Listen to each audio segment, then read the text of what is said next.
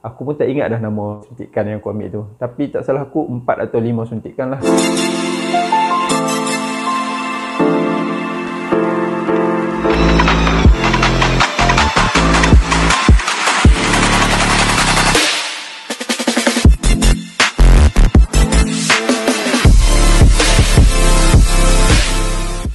Assalamualaikum, selamat sejahtera. Aku Fakin Tokai. Welcome to my channel. Kita sembang santai cerita tentang tentera.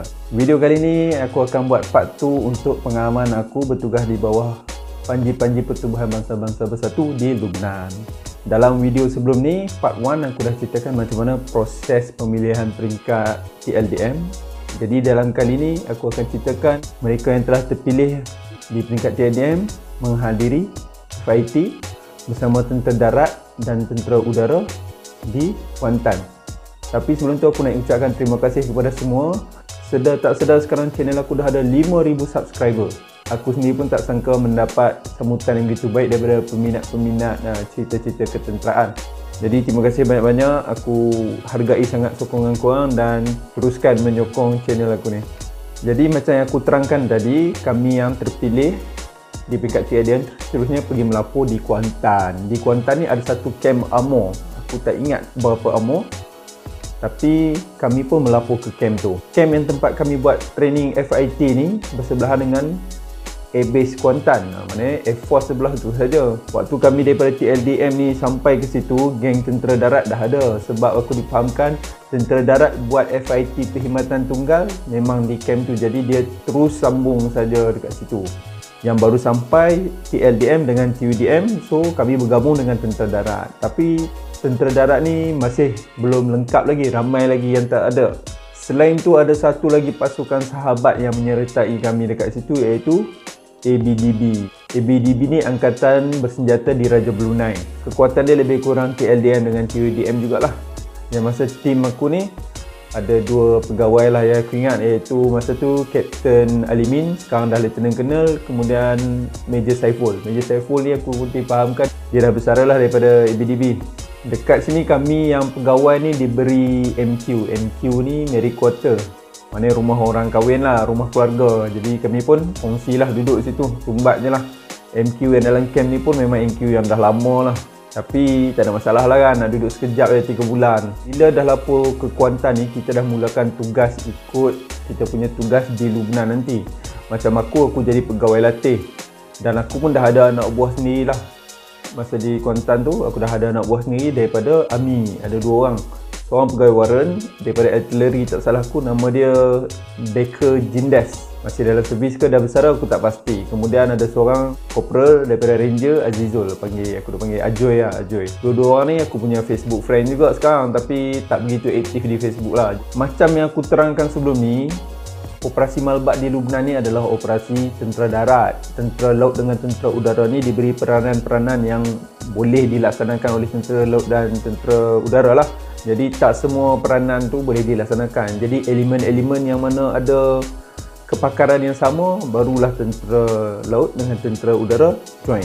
Berkaitan latihan-latihan yang dibuat sewaktu FIT di Kuantan ni, aku akan buat satu konten lain, mungkin part 3. Jadi aku tak ceritakanlah secara detail latihan-latihan yang dibuat dalam video kali ni. Lebih kepada general apa yang berlaku sewaktu FIT pusat ni. Tapi secara asasnya untuk latihan, kita boleh bahagian kepada dua lah. Latihan amali ataupun praktikal dan juga kelas-kelas ilmiah. Kelas-kelas ilmiah ni macam kelas agama, kelas-kelas pengetahuan berkaitan Lubnan, pembentangan daripada risik, DSPP, semua berkaitan Lubnan lah, tapi dibuat dalam kelas. Pada masa yang sama ada juga latihan praktikal macam penggunaan radio, penggunaan first aid kit, adalah, dan banyak juga latihan-latihan lain yang macam aku cakap tadi, aku akan ceritakan secara detail dalam part 3 nanti. Kemudian di FIT pusat ni kita dah bagi ikut elemen. Maknanya kalau Navy, kau tak akan duduk sesama Navy dah. Kau akan ikut elemen kau masing-masing. Macam aku cakap tadi, aku buat pegawai latih, aku dapat 2 orang staff daripada tentera darat. Tu pun seorang artillery, seorang daripada Ranger. Yang mana yang Navy yang daripada COM akan lapor dekat Semboyan. Maknanya dia dapatlah OC Semboyan. Yang daripada Protela akan kena duduk dengan MP.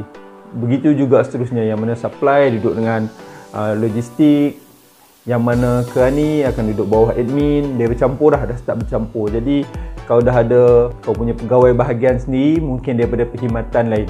Selain daripada latihan-latihan ketenteraan, dekat sini juga kita akan buat dokumentasi dan pentadbiran. Dokumentasi ni banyak yang kena buat sebab kita kena buat dokumentasi yang mengikut keperluan PBB dan juga mengikut keperluan ATM. PBB pun dia ada macam tentera kita punya dokumentasi, dia nak tahu siapa waris, kita kena ada insurans dan sebagainya. Jadi benda ni lah kita buat waktu FIT ni. Kemudian kita juga buat urusan-urusan logistik, pengukuran pakaian, isu pakaian dan peralatan. Peralatan-peralatan dekat sana yang nak kena bawa tu dah start dibahagikan. Peralatan pun ada dua jenis. Satu peralatan peribadi, maknanya kau punya uniform, kasut, ada equipment, glove, torchlight dan sebagainya, dan juga peralatan pasukan. Contohnya kalau semboyan dia kena bawa radio, kalau CRT dia ada alat-alat pasukan khas dia sendiri. Jadi tim tu kena uruskan logistik untuk barang-barang ni. Seterusnya kena buat manifest. Manifest ni dokumentasi untuk peralatan tu naik kapal terbang. Selain daripada kita anggota ni nak naik kapal terbang, peralatan yang nak dibawa tu pun kena ada senarai dia juga. Kita tak boleh just packing bawa masuk dalam flight, tak boleh macam tu. Dia kena ada berapa pakaian kan, berapa bag pakaian, kena ada tagging dia. Peralatan kena ada tagging dia sebab ni penerbangan yang kita akan gunakan nanti penerbangan khas. Jadi benda-benda yang kita nak bawa daripada barangan peribadi, barangan pasukan dan juga senjata ada cara di sini. Jadi kita ada pegawai yang movement punya, pegawai yang movement. Maknanya ada pegawai yang tugas dia menguruskan benda ni.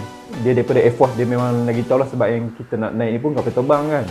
Seterusnya macam peringkat Navy itu, dekat 3 perkhidmatan ni pun kita ada ujian kesihatan. Yang mana belum settle lagi, tak lengkap, kena buat ujian kesihatan lah. Sebab tak semua orang dah melalui latihan peringkat perkhidmatan masing-masing itu. Waktu kami sampai tu kekuatan tak cukup. Macam kami kekuatan 360 orang, masa mula-mula lapor tu tak cukup jumlah tu. Sebab ada yang tak dapat kelepasan daripada unit lagi. Ada tim yang tengah buat tugas operasi dalam hutan, jadi dia lambat. Bila dia habis tugas operasi hutan, dapat cuti habis operasi, baru dia datang lapor ke FIT 3 perkhidmatan ni. Sebab FIT 3 perkhidmatan ni 3 bulan, jadi lama. Dalam sebulan pertama tu ada lagi pertukaran orang, ada yang tak jadi pergi atas masalah keluarga dan sebagainya, ada pengganti, ada yang sangkut benda-benda lain kesihatan dan sebagainya kan. Jadi dalam sebulan pertama tu masih berlaku pertukaran anggota dan pegawai lah. Selain daripada tu, terdapat unit-unit yang pergi secara berpasukan. Macam aku individu, mungkin ada anggota daripada unit yang sama dengan aku tapi dia pergi atas kapasiti individu. Bila dia masuk dalam FIT ni, dia duduk dengan elemen dia. Tapi macam contohnya macam Pascal, dia dah duduk dalam Pascal, dia tak berpecah. Macam komando pun sama, Air Force pun ada Pascal dia, duduk dalam elemen dia. Kemudian macam darat, dia armor, dia daripada unit yang sama pun dia bawa satu pasukan. Sebab aku difahamkan armor dengan mechanized ni dia bergile-gile. Maknanya kalau satu armor pergi tahun ni, tahun depan akan pergi tim yang seterusnya. Maknanya daripada OC, ketua platoon dengan incah apa semua tu memang unit yang sama. Waktu dia bertugas di unit, dia hantar satu unit. Dia tak macam yang macam aku ni, kapasiti individu. Aku mohon aku dapat, anak buah aku dekat unit dapat, tapi bila dekat Malbat atau Malkoi ni kami berpecah. Dan seterusnya kena buat imunisasi. Aku tak ingat buat imunisasi apa, tapi tak salah aku kena cucuk sampai 4 jenis cucuk yang berbeza. Dalam satu hari tu kami cucuk lah, kiri kanan 2, ni pun 2. Adalah buku yang under PBB punya, dia ada buku imunisasi dia. Dalam buku tu lah doktor kena sahkan bahawa kau dah ada imunisasi yang PBB perlukan. Dalam tentera kita pun kalau macam nak pergi operasi hutan kena makan ubat malaria contohnya kan. Macam tu lah, bila kau nak pergi ke Malbat, selain daripada kau kena lulus ujian kesihatan, kau kena ambil imunisasi yang ditetapkan. Aku pun tak ingat dah nama apa suntikan yang aku ambil tu, tapi tak salah aku 4 atau 5 suntikan lah. Mungkin yang pergi kemudian pada aku yang masih ingat tu boleh share lah dekat ruangan komen. Jadi secara asasnya itulah perkara-perkara yang berlaku sewaktu FIT 3 perkhidmatan darat, laut, udara yang aku lalui. Berkaitan detail latihan yang dilalui sepanjang FIT ni aku akan ceritakan di bahagian seterusnya. Jadi aku akan progress cerita ni kepada peringkat latihan, proses nak pergi ke sana, barulah aku masuk kepada cerita-cerita apa yang berlaku dekat Teluk Benang. Jadi sampai di sini saja untuk video kali ini. Sekali lagi terima kasih atas sokongan semua. Hingga kan sekarang aku dah ada 5,000 subscriber. Terima kasih banyak-banyak. Kita jumpa lagi dalam video akan datang. Aku Fakin Tokai. Assalamualaikum.